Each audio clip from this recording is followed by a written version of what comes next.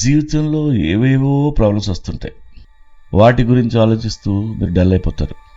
మీ చుట్టూ ఉన్నాళ్ళు ఏంటి అలా ఉన్నావు, ఏదైనా ప్రాబ్లమ్స్ ఉంటే మాకు చెప్పొచ్చు కదా అంటారు. దయచేసి చెప్పకండి. ఎందుకంటే అందరూ మన ప్రాబ్లమ్స్ని అర్థం చేసుకోలేరు. వాళ్ళు అడిగేది ఎంపతితో కాదు, క్యూరియాసిటీతో అడుగుతారు. మీ జీవితంలో ఏం జరుగుతున్నాయో వాళ్ళు తెలుసుకోవాలి. అదో తృప్తి వాళ్ళకి. భుజం మీద చేసి చాలా స్నేహభావంతో అడుగుతారు. అది నిజమే అనుకొని మీ పర్సనల్ విషయాలు వాళ్ళకి చెప్పొద్దు. మొత్తం అంతా విని మిమ్మల్ని అర్థం చేసుకోవడం మానేసి పైగా అపార్థం చేసుకుంటారు. మీరు ఏడుస్తూ బాధలు చెప్పుకుంటూ ఉంటే వాళ్ళ మైండ్లో ఇంకొన్ని యాడ్ చేసి వేరే వాళ్ళకి ఈ కథ ఎలా చెప్పాలా అని ప్రిపేర్ అవుతుంటారు.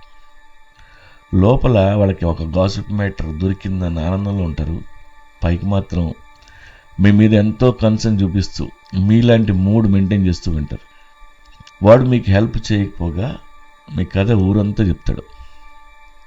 ఇక్కడ అందరికీ ప్రాబ్లమ్స్ ఉన్నాయి. అన్లోడింగ్ అవర్ ప్రాబ్లమ్స్ అంటూ సమ్వన్ ఎల్స్ అనేది ఎప్పుడూ మంచిది కాదు. కాంప్లెక్స్ ప్రాబ్లమ్ని ఎక్స్ప్లెయిన్ చేస్తున్నప్పుడు అవతల వాళ్ళలో కూడా ఒక ఎమోషనల్ ఎఫర్ట్ కావాలి. ఒక్కోసారి లిజనర్ మీరు అనుకున్నట్టు రియాక్ట్ అవ్వకపోతే మీకు కోపం అవ్వచ్చు.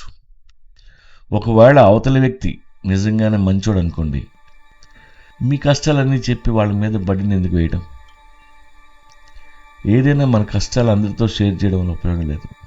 మిస్ఇంటర్ప్రిటేషను లేదా గాసిప్ అవుతాయి. మీ ప్రాబ్లమ్స్ మీరే సాల్వ్ చేసుకోవడం వల్ల మీ ఎమోషనల్ స్ట్రెంగ్త్ పెరుగుతుంది. స్ట్రెంగ్త్ కల్టివేట్ చేసుకునే ఎబిలిటీ పెరుగుతుంది. మీ ప్రాబ్లం గురించి మీకు తెలిసినంతగా ఇంకెవరికీ తెలియదు. దాని సమాధానం కూడా మీకు తెలిసినంతగా ఇంకెవరికీ తెలియదు. ఆ మాత్రం దానికి వేరే వాళ్ళ మీద ఆధారపడడం దేనికి? మీకు లీగల్ ప్రాబ్లం వస్తే మీరు లాయర్ని అడగండి. హెల్త్ ప్రాబ్లం వస్తే డాక్టర్ని అడగండి. మెంటల్ ప్రాబ్లం వస్తే థెరపిస్ట్ని అడగండి. డబ్బు కావాలంటే ఫ్రెండ్ దగ్గర అప్పు తీసుకోండి. అంతే తప్ప అందరికీ చెప్పడం వల్ల ఉపయోగం లేదు.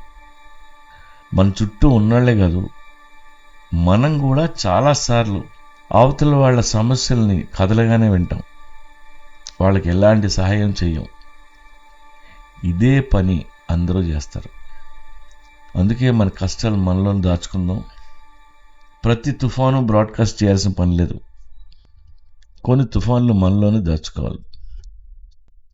తుఫాను దాచే శక్తి మీలో ఉంటే you become more powerful in life.